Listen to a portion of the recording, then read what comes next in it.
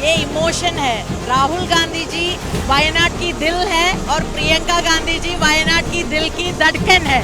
वायनाड के लिए सिर्फ एक एमपी नहीं 2 एमपी होंगे वायनाड की बात लोकसभा में रखने के लिए।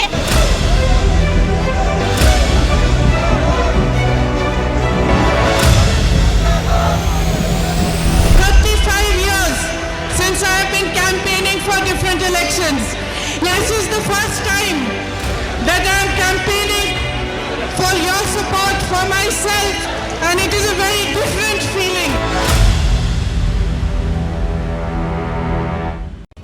आज कांग्रेस के लिए ऐतिहासिक दिन था, क्योंकि आज प्रियंका गांधी पहली बार औपचारिक तौर पर चुनावी पिच पर उतर गईं। आज प्रियंका गांधी ने केरल की वायनाड सीट से नामांकन भरा। वही वायनाड जिसने राहुल गांधी को अपना सांसद चुना था, लेकिन राहुल ने रायबरेली की सीट अपने पास रखी और वायनाड सीट पर अब प्रियंका अपना पहला चुनाव लड़ने जा रही हैं। पूरा वायनाड मानो आज सड़क पर उमड़ा हुआ था और तस्वीरें प्रियंका गांधी की विजय प्रतिज्ञा की गवाही दे रही थीं।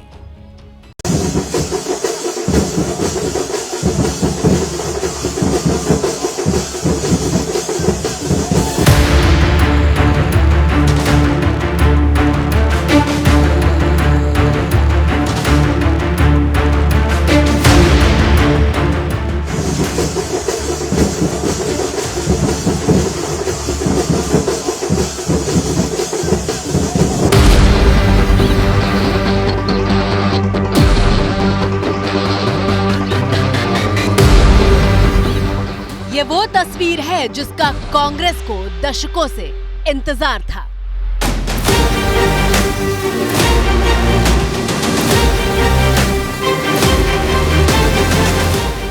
ये वो लम्हा है जिसकी चर्चा तो पिछले कई सालों से हो रही थी, लेकिन वास्तविकता के धरातल पर वो चर्चा अब ये तस्वीर बनकर उतरी है। गांधी परिवार की बेटी प्रियंका गांधी अपना पहला चुनाव लड़ने जा रही हैं। उम्मीदों का कारवां और बेपनाह मोहब्बत का सैलाब आपसे एक ही बात कह रहा है प्रियंका जी, विजयी भव।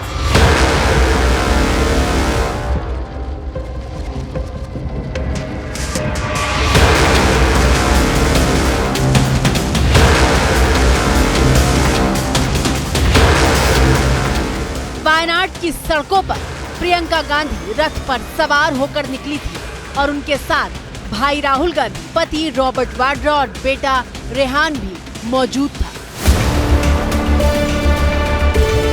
लेकिन प्रियंका गांधी की नामांकन यात्रा में आगे क्या हुआ ये हम आपको दिखाएं, उससे पहले एक दिलचस्प बात की चर्चा करना जरूरी हो जाता है।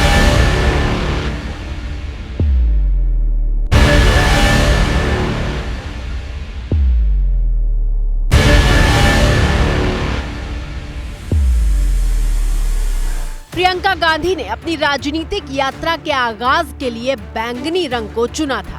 प्रियंका ने सिर्फ बैंगनी रंग की साड़ी नहीं पहनी थी, बल्कि जिस रथ पर यात्रा निकली उसे भी बैंगनी रंग में ओढ़ाया गया था।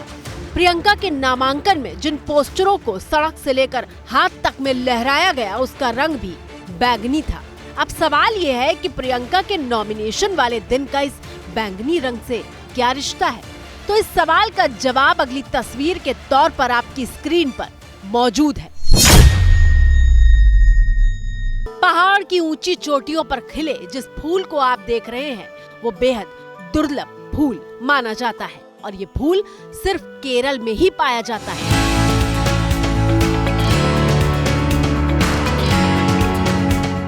इस फूल का नाम नील कुरुंजी है, जो केरल के पश्चिमी घाट के नीलगिरी और मंगला देवी पहाड़ियों के बीच ही पाया जाता है। इस फूल की सबसे खास बात यह है कि पूरे 12 साल में सिर्फ एक बार खिलता है नील कुरुंजी फूल।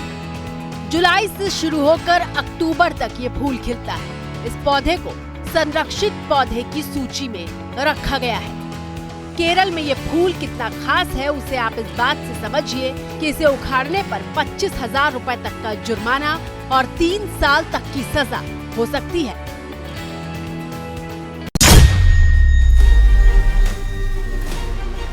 अब आपके मन में सवाल होगा कि भला प्रियंका की बैंगनी साड़ी का केरल के नीलकुरिंजी फूल से क्या रिश्ता है। दरअसल नीलकुरिंजी फूलों का खिलना पूरे केरल में खुशहाली का प्रतीक माना जाता है और इस वजह से प्रियंका के नॉमिनेशन में हर तरफ सिर्फ बैंगनी रंग दिखाई दे रहा है, फिर चाहे वो साड़ी हो या फिर प्रियंका का रथ। संदेश साफ है कि प्रियंका अगर वायनाड के सांसद के तौर पर चुनी जाएंगी तो वो वहाँ की जनता के लिए खुशहाली लेकर आएंगी। जो बैंगनी कलर है, पर्पल कलर है, वो उनकी आत्मविश्वास को बढ़ाएगा और बैंगनी कलर बहुत अच्छा होता है अपने आत्मविश्वास को, अपने साहस को, अपने चीज़ों को पूरा करने के लिए बहुत शुभ माना गया है, बहुत लकी कलर माना गया है। तो यह पर्पल रंग सूर्य का प्रतीक है, सूर्य की शक्ति में वृद्धि देता है। पर्पल रंग का चयन करना यह उनके लिए बेहद अनुकूल रहेगा और यह उनको चुनाव में सफलता विजय प्रदान करने वाला है और यहां से राजयोग का मार्ग खुलता है। प्रियंका गांधी बैंगनी रंग के रथ में सवार होकर जब नामांकन दाखिल करने के लिए जा रही थी तो न सिर्फ सड़क पर बल्कि दूर तक जन सैलाब दिखाई दे रहा था। लोग घर की बालकनी से लेकर छत तक प्रियंका की एक झलक के लिए घंटों से खड़े हुए थे।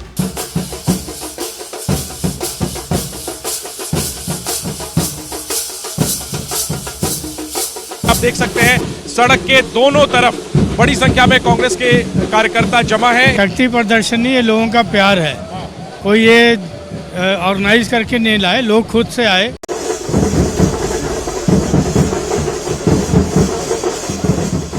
राहुल गांधी और प्रियंका का रोड शो करीब 50 मिनट तक चला और 50 मिनट तक प्रियंका हंसते मुस्कुराते हुए लोगों का अभिवादन स्वीकार करती रही। ये तस्वीरें हैं प्रियंका गांधी और उनके साथ उनके भाई राहुल गांधी हैं और प्रियंका गांधी मुस्कुराते हुए अपने नामांकन के लिए निकल पड़ी हैं। जो रोड शो की गाड़ी है उसमें प्रियंका गांधी का परिवार मौजूद है, उनके पति रॉबर्ट वाड्रा को और साथ में उनके बेटे, दूसरी तरफ उनके बेटे रेहान वाड्रा मौजूद हैं। इस दौरान राहुल गांधी अपने फोन से तस्वीर लेते हुए नजर आए। रथ के सामने 2 गुलाब के फूल रखे हुए थे जिसकी तस्वीर राहुल ले रहे थे। कई बार की कोशिशों के बाद राहुल गांधी ने ये तस्वीर ली और फिर इसी तस्वीर को सोशल मीडिया पर पोस्ट करते हुए लिखा कि वायनाड की जनता मुझे और प्रियंका को जो प्यार और अपनापन दे रही है, उन सब के बीच वायनाड की तबाही में हमने जिन्हें खो दिया उन्हें मैं श्रद्धांजलि देता हूँ। वायनाड की जनता में जबरदस्त उत्साह दिखाई दिया। समर्थकों ने प्रियंका के 6 लाख से ज्यादा वोटों से जीतने का दावा किया। अभी 6 लाख से ज्यादा वोट में अभी भी जीत हो गई। 4.5 लाख पहले का मेजोरिटी है, ये पक्का तो 5 लाख का ऊपर जाएगा। जीत का दावा कितना सटीक साबित होगा ये तो 23 नवंबर को चुनाव नतीजों में पता चलेगा, लेकिन तब तक प्रियंका गांधी की कामयाबियों और नाकामी का हिसाब किताब लगाकर इस बात का विश्लेषण किया जा रहा है कि अगर प्रियंका वायनाड में चुनाव जीतती हैं तो इसका राजनीति पर कितना और कहां तक असर होगा। प्रियंका गांधी वैसे तो 25 सालों से राजनीति की दुनिया में हैं, लेकिन चुनाव पहली बार लड़ेंगी। अब सवाल यह कि ऐसी कौन सी कामयाबियां हैं जो प्रियंका के हिस्से में गिनी जाएंगी, उस पर आप सिलसिलेवार तरीके से नजर डालिए। पहली जो कामयाबी है, पहली और बड़ी कामयाबी 24 के लोकसभा चुनाव में अमेठी और रायबरेली सीट पर जीत दिलाने में उनकी अहम भूमिका रही। उत्तर प्रदेश में कांग्रेस और समाजवादी पार्टी के गठबंधन में प्रियंका ने अहम भूमिका निभाई। 2022 में हिमाचल प्रदेश में कांग्रेस को जीत दिलवाने में बड़ी भूमिका रही। राजस्थान में अशोक गहलोत और सचिन पायलट कैंप को एकजुट रखने में प्रियंका का हाथ रहा। यही नहीं, प्रियंका की 5वीं कामयाबी के तौर पर उनके चुनाव प्रबंधन की कला को देखा जाता है।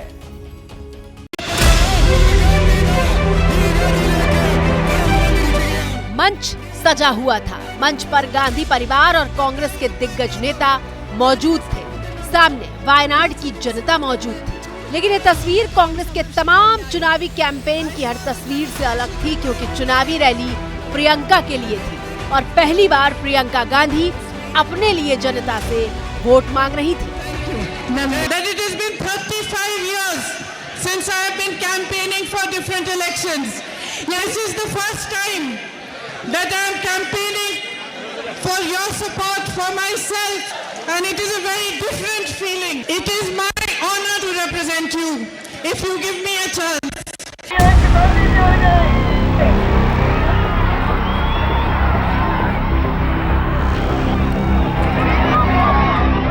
अब 25 साल पहले की इस तस्वीर पर गौर कीजिए, जो साल 1999 की है।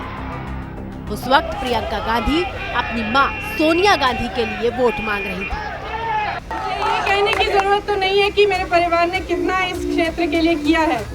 मैं जानती हूँ, इसलिए मैं यहाँ हूँ, क्योंकि मैं जानती हूँ कि मेरी माँ के दिल में आप लोगों के लिए एक खास जगह है। वो आपसे बहुत प्यार करती हैं। 1999 में प्रियंका गांधी उत्तर से लेकर दक्षिण तक अपनी मां सोनिया के साथ चुनावी मंच पर दिखाई दे रही थी। आपने एक ऐसे शख्स को अपने क्षेत्र के अंदर आने कैसे दिया, जिसने मेरे परिवार के साथ हमेशा गद्दारी की, जो मेरे पिताजी के मंत्रिमंडल में रहकर उनके खिलाफ साजिश की। 1999 में सोनिया गांधी उत्तर में अमेठी और दक्षिण में बेल्लारी सीट से चुनाव लड़ रही थी। प्रियंका उस वक्त चुनाव मैनेजमेंट का काम देख रही थी, लेकिन चुनावी कैंपेन का चेहरा नहीं थी। तब प्रियंका की उम्र सिर्फ 27 साल थी। और अब 25 साल बाद तस्वीर बदल चुकी है। प्रियंका गांधी जब अपना नामांकन दाखिल कर रही थी तो उनकी ताकत बनकर मां सोनिया गांधी भी मौजूद थी। 52 साल की उम्र में प्रियंका गांधी अपना पहला चुनाव लड़ेंगी। प्रियंका गांधी वायनाड से चुनाव जीतती हैं तो भाई और बहन यानी राहुल और प्रियंका दोनों लोकसभा में दिखाई देंगे। राहुल गांधी ने वायनाड की रैली में जब अपनी बहन प्रियंका के लिए समर्थन मांगा तो हाथ में बंधी राखी को दिखाकर कहा कि मेरी बहन का ख्याल रखिएगा।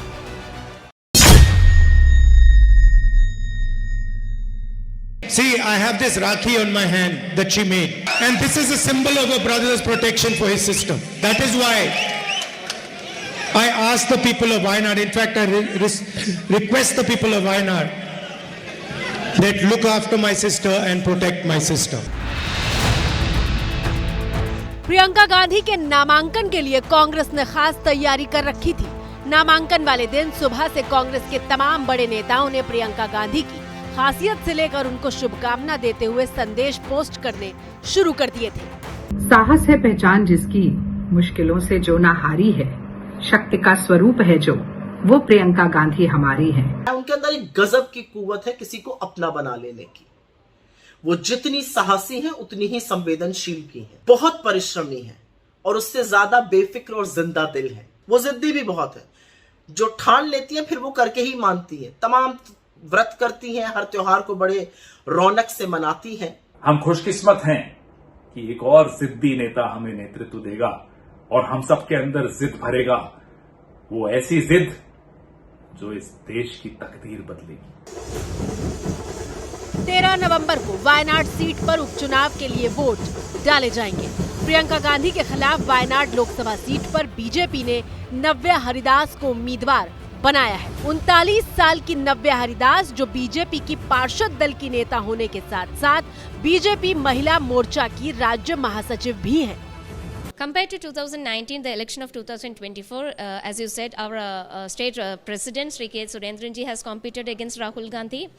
But the vote share has doubled than in 2019. So this also gives us a confidence. But this time, it's a forced election. It's not an election, it's a by-election.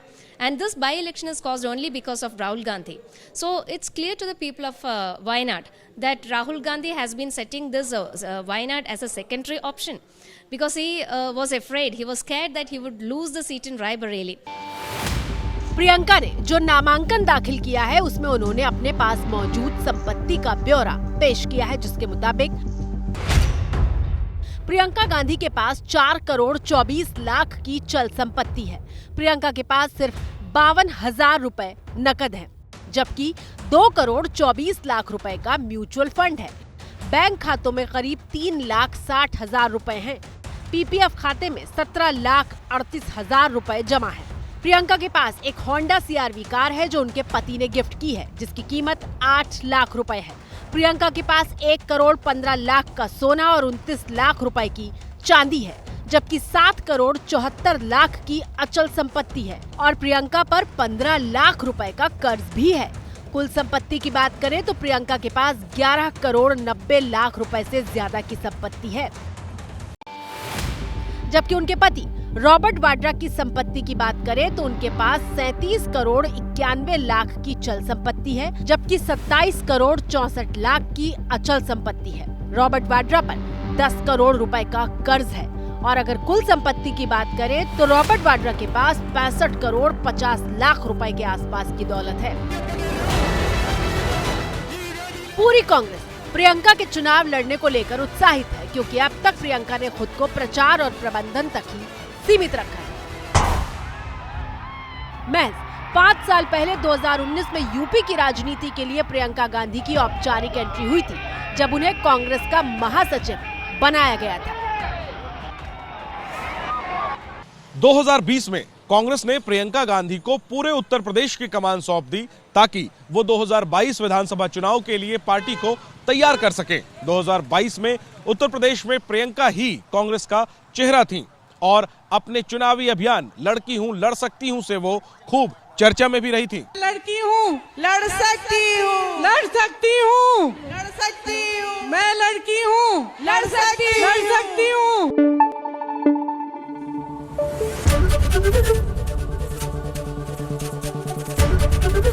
ABP news आपको रखे आगे।